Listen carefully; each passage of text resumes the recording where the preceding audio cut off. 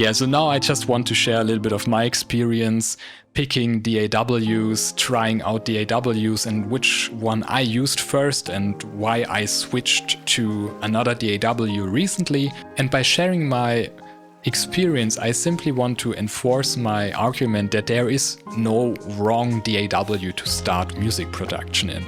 And this will be pretty clear when I share my experience, because I'm actually coming from an orchestral, symphonic, metal band type of background, and the first DAW that I found interesting was Ableton Live.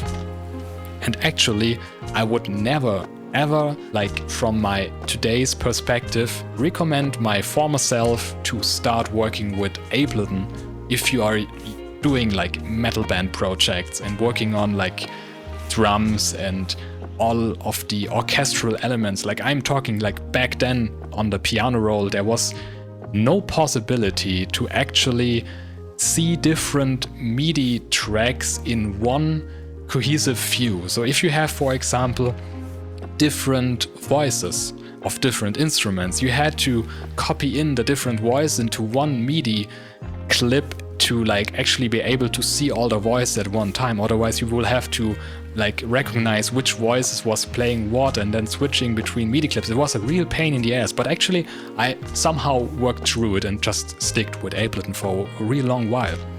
And I was pretty happy because actually Ableton had a lot of upsides. For example, the really flexible workflow. You could basically just go on a track.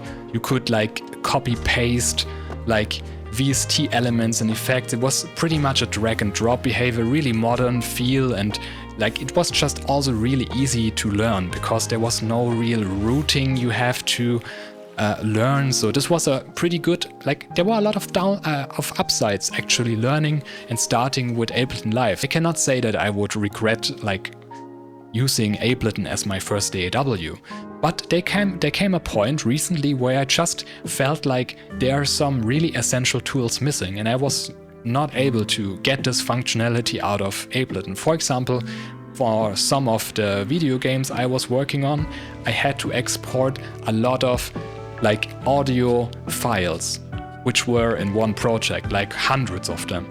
And I started with Ableton, and then you had to set all the export frames and then like the regions and export all of them and renaming all of them.